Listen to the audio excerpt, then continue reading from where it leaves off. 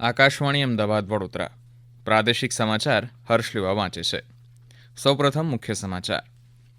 ભારતે પીઓકેમાં ધમધમતા 9 આતંકવાદી કેમ્પનો સફાયો કરીને જડબાતોડ જવાબ આપ્યો. એર ઇન્ડિયાએ ભુજ, રાજકોટ અને જામનગરની ફ્લાઇટ રદ કરી. આજે રાજ્યના 18 જિલ્લાઓમાં મોકડ્રીલ અંતર્ગત અંધારપટ છવાશે. લોકોને સહયોગ આપવા સરકારની અપીલ. સતત ત્રીજા દિવસે પણ આકાશી આફતને કારણે રાજ્યભરમાં વ્યાપક નુકસાન. છેલ્લા 24 કલાકમાં 137 તાલુકાઓમાં હળવોથી ભારે વરસાદ વરસ્યો. આગામી 10મી મે સુધી રાજ્યમાં ગાજવીજ સાથે વરસાદ વરસવાની હવામાન વિભાગની આગાહી. અને આઈપીએલમાં ડીએલએસના નિયમ પ્રમાણે ગુજરાત ટાઇટન્સનો મુંબઈ ઇન્ડિયન્સ સામે વિજય. સમાચાર વિગતવાર. પહેલગામમાં આતંકવાદી હુમલાના 15 દિવસ બાદ ભારતીય લશ્કરે ગઈ મધરાત્રે પાકિસ્તાન અને પાકિસ્તાનના કબજા હેઠળના કાશ્મીર પીઓકેમાં હવાઈ હુમલા કરીને આતંકવાદીઓના 9 અડ્ડા નષ્ટ કર્યા છે. ઓપરેશન સિંદૂર હેઠળની આ કાર્યવાહીનું પ્રધાનમંત્રી નરેન્દ્ર મોદીએ રાત્રિ દરમિયાન સતત મોનિટરિંગ કર્યું છે. સોશિયલ મીડિયા પ્લેટફોર્મ એક્સ પર સંરક્ષણ મંત્રીએ લખ્યું, ભારત માતા કી જય. ઉત્તર પ્રદેશના મુખ્યમંત્રી યોગી આદિત્યનાથે પણ ભારતીય લશ્કરની પ્રશંસા કરતા લખ્યું, જય હિન્દ કી સેના. રાષ્ટ્રીય સલામતી સલાહકાર અજીત દોભાલે અમેરિકામાં તેમના સમકક્ષ સાથે વાતચીત કરી હતી. અમેરિકામાં ભારતના દૂતાવાસે પણ આ ઘટનાની પુષ્ટિ કરી છે. દરમિયાન પાકિસ્તાને ફરી એકવાર સંઘર્ષ વિરામ ભંગ કર્યો છે. જમ્મુ કાશ્મીરમાં નિયંત્રણ રેખા અને આંતરરાષ્ટ્રીય સરહદ પર ગોળીબાર કર્યો છે.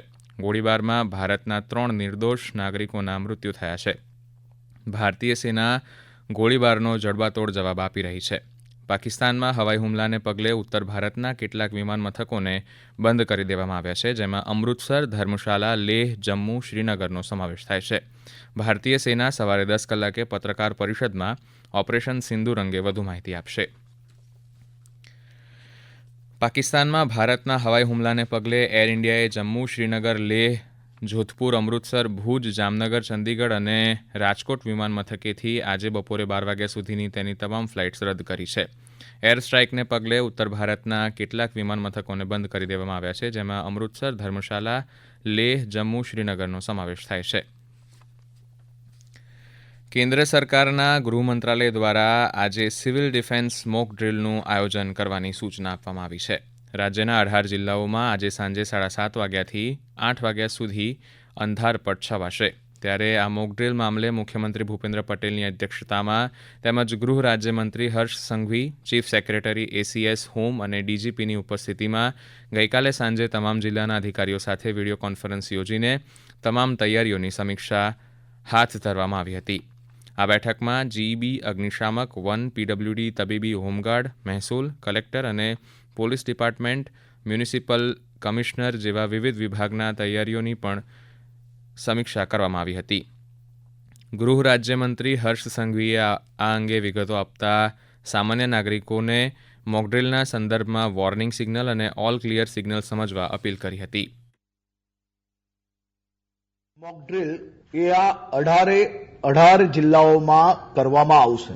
રાજ્યના સૌ નાગરિકોને હું વિનંતી કરું છું કે આ મોકડ્રીલમાં સહયોગ આપવા માટે ખાસ કરીને જે લાઇટો બંધ નહીં થઈ જશે, લાઇટો આપણે ક્યારે બંધ કરવી જોઈએ, કઈ રીતે કરવી જોઈએ, એ આપણી સૌની જવાબદારી છે. અને 7:30 વાગે એ કમ્પ્લીટ આ મોકડ્રીલને સફળ બનાવવા માટે તો 7:30 વાગે પોતપોતાની ઓફિસ હોય, ઘર હોય તો કમ્પ્લીટ હાઇડઆઉટ થઈ જવું જોઈએ. હર્ષ સંઘવીએ નાગરિકોને સહેજ પણ ગભરાયા વિના આ મોકડ્રીલમાં સહયોગ આપવા અપીલ કરી હતી. કોઈ બી પ્રકારે ડરવાની જરૂર નથી, કોઈ પેનિકની જરૂર નથી. આ મોકડ્રીલ છે ને મોકડ્રીલની અંદર તમામ નાગરિકો સમજી શકે તે માટે આ એક ખૂબ સારો પ્રયાસ કેન્દ્ર સરકાર દ્વારા કરવામાં આવ્યો છે. ને એમાં આપણા રાજ્યમાં બી આ 18 જિલ્લામાં ખૂબ સારી રીતે આ મોકડ્રીલનું આયોજન વિભાગો દ્વારા કરવામાં આવ્યું છે. ગાંધીનગરમાં આતંકવાદી હુમલાને લઈને મોકડ્રીલ કરાઈ હતી. સચિવાલય પાસે મેટ્રો સ્ટેશન પર આતંકવાદી હુમલો થયો હોવાની મોકડ્રીલનું આયોજન કરવામાં આવ્યું હતું. એનએસજી અને ચેતક કમાન્ડોના ઓપરેશન સાથે મોકડ્રીલનું આયોજન કરવામાં આવ્યું હતું. પોલીસ દ્વારા આસપાસનો વિસ્તાર કોર્ડન કરાયો હતો. મોકડ્રીલના ભાગરૂપે ગાંધીનગર પોલીસ કંટ્રોલ રૂમને આતંકવાદી હુમલાનો મેસેજ પણ કરવામાં આવ્યો હતો. ત્યારબાદ ત્વરિત કાર્યવાહી ચેતક કમાન્ડો, પોલીસ ફોર્સ સહિતનો કાફલો ઘટના સ્થળે પહોંચ્યો હતો. કેન્દ્રીય ગૃહ અને સહકાર મંત્રી અમિત શાહ ગુજરાતના પ્રવાસે આવી રહ્યા છે. તેઓ ગુજરાતના 3 દિવસના પ્રવાસે આવે તેવી શક્યતાઓ છે. આગામી 15, 16 અને 17 મે 3 દિવસનો ગુજરાતનો તેમનો સંભવિત પ્રવાસ છે. અમિત શાહ ગાંધીનગર સંસદીય વિસ્તારના અલગ અલગ કાર્યક્રમોમાં હાજરી આપે તેવી શક્યતાઓ છે. આ સમાચાર આપ આકાશવાણીના અમદાવાદ વડોદરા કેન્દ્ર પરથી સાંભળી રહ્યા છો. આ સમાચાર આપ અમારી YouTube channel AIR news Gujarat પર પણ સાંભળી શકશો. વધુ સમાચાર માટે આપ અમારી વેબસાઇટ newsonair.gov.in/gujarati અને અમારા એક્સ હેન્ડલ AIR_news_ABAD ને ફોલો કરશો. આજે વિશ્વ એથ્લેટિક્સ દિવસ છે. રાજ્ય અને કેન્દ્ર સરકાર દ્વારા રમતને વધુ પ્રોત્સાહન આપવા એથ્લેટિક્સમાં ચંદ્રક જીતેલા ખેલાડીઓને સ્પોર્ટ્સ કોટા અંતર્ગત સરકારી નોકરી આપવામાં આવી છે. સાંભળીએ એક અહેવાલ. રાજ્યના ખેલાડીઓએ રમતગમત ક્ષેત્રે નોંધપાત્ર પ્રગતિ કરીને અનેક સિદ્ધિઓ હાંસલ કરી છે. એથ્લેટિક્સ રમતોથી રાજ્યના 50થી વધુ ખેલાડીઓએ કેન્દ્ર અને રાજ્ય સરકારમાં નોકરી મેળવી છે. દેશની સુરક્ષાને વધુ મજબૂત બનાવવા 16 રમતવીરો ભારતીય સેનામાં જ્યારે 2 ખેલાડીઓ ભારતીય વાયુસેનામાં જોડાયા છે. આ ઉપરાંત એથ્લેટિક્સ રમતમાં જોડાઈને 11 ખેલાડીઓએ ભારતીય ટપાલ સેવામાં જ્યારે 2 ખેલાડીઓ દિલ્હી ખાતે આવકવેરા વિભાગમાં 6 રમતવીર ભારતીય રેલવે તેમજ અન્ય 6 ખેલાડીઓએ ગુજરાત પોલીસમાં નોકરી મેળવી છે. મયુર સોલંકી, આકાશવાણી સમાચાર, અમદાવાદ. સમગ્ર રાજ્યમાં છેલ્લા 3 દિવસથી વરસી રહેલી આકાશી આફતને પરિણામે વ્યાપક નુકસાન થયું છે. સમગ્ર ગુજરાતમાં કમોસમી વરસાદને લીધે જનજીવન અસર થવા પામ્યું છે. ગઈકાલે સાંજથી સવારના 4 વાગ્યા સુધીમાં સમગ્ર રાજ્યમાં 137 તાલુકાઓમાં વરસાદ નોંધાયો છે.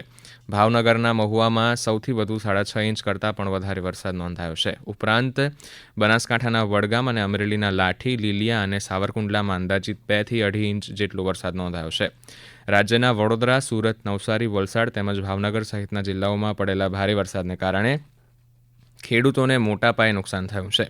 ખાસ કરીને કેરી પકવતા ખેડૂતોને આર્થિક ફટકો પડ્યો છે. નવસારીના અમારા પ્રતિનિધિ જણાવે છે કે ગઈકાલે પણ જિલ્લામાં વરસાદ વરસતા ઊભા પાકને નુકસાન થયું છે. દીવના અમારા પ્રતિનિધિ જણાવે છે કે ગઈકાલે મોડી સાંજે દીવમાં ભારે વરસાદ વરસ્યો હતો. અરવલ્લીમાં ભારે વરસાદથી ડુંગળીના બિયારણ વાવતા ખેડૂતોને નુકસાન થયું છે. ધનસુરા તાલુકાના કમાલિયા, કંપા સહિતના વિસ્તારોમાં ખેડૂતોએ અંદાજે 50 વીઘામાં ડુંગળીના બિયારણની ખેતી કરી હતી. ચાલુ વર્ષે બદલાતા વાતાવરણથી ઓછા ઉત્પાદનની આશા હતી. એવામાં કમોસમી વરસાદ થતાં હવે વધુ નુકસાન થવાની શક્યતાઓ ખેડૂતોએ વ્યક્ત કરી છે. અમે લોકોએ ડુંગળીના બિયારણનું વાવેતર કરેલું હતું. કંપામાં અંદાજિત 50 થી 60 મણ બિયારણનું વાવેતર છે. પણ આ વર્ષે ઉત્પાદન આમે ઓછું આવતું હતું અને આ કમોસમી વરસાદને લઈને છેલ્લા 17-18 કલાકથી ફૂલડામાં જે દાણા બેઠેલા છે એ ભીના છે, એટલે એ બી હાથમાં આવે એવું અત્યારે શક્યતા લાગતી નથી. એટલે આ વર્ષે વીઘે અંદાજિત 50,000ની આજુબાજુ બિયારણનો પૈસા થયા હતા અને અત્યારે ઉત્પાદનમાં કશું આવે એવું નથી. હવામાન વિભાગ દ્વારા 10 મે સુધી ગાજવીજ સાથે વરસાદની આગાહી કરવામાં આવી છે. આગામી 3 થી 4 દિવસમાં રાજ્યમાં મહત્તમ તાપમાનમાં 3 થી 5 ડિગ્રી સેલ્સિયસનો ઘટાડો નોંધાશે. अहमदाबाद और गांधीनगर के लिए जो आसपास का था इसके लिए 60 to 70 किलोमीटर प्रति घंटा में स्पीड रहेगा. थंडरस्टॉर्म लाइट हमारा थंडरस्टॉर्म रहेगा और जो तापमान है 39 डिग्री सेंटीग्रेड आसपास रहेगा. IPL ક્રિકેટમાં ગુજરાત ટાઇટન્સે ગઈકાલે રાત્રે વાનખેડે સ્ટેડિયમ ખાતે વરસાદથી પ્રભાવિત છેલ્લા બોલની રોમાંચક મેચમાં મુંબઈ ઇન્ડિયન્સ સામે DLS પદ્ધતિ દ્વારા 4 વિકેટથી જીત મેળવી છે. આ જીત સાથે ગુજરાત ટાઇટન્સ પોઈન્ટ ટેબલમાં ટોચ પર પહોંચી ગયું છે, જ્યારે મુંબઈ ઇન્ડિયન્સ ચોથા સ્થાને આવી ગયું છે. અંતમાં મુખ્ય સમાચાર ફરી એકવાર. ભારતે POKમાં ધમધમતા 9 આતંકવાદી કેમ્પનો સફાયો કરીને જડબાતોડ જવાબ આપ્યો.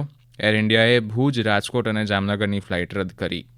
આજે રાજ્યના 18 જિલ્લાઓમાં મોકડ્રીલ અંતર્ગત અંધારપટ છવાશે. લોકોને સહયોગ આપવા સરકારની અપીલ. સતત ત્રીજા દિવસે પણ આકાશી આફતને કારણે રાજ્યભરમાં વ્યાપક નુકસાન. છેલ્લા 24 કલાકમાં 137 તાલુકાઓમાં હળવોથી ભારે વરસાદ વરસ્યો. આગામી 10મી મે સુધી રાજ્યમાં ગાજવીજ સાથે વરસાદ વરસવાની હવામાન વિભાગની આગાહી.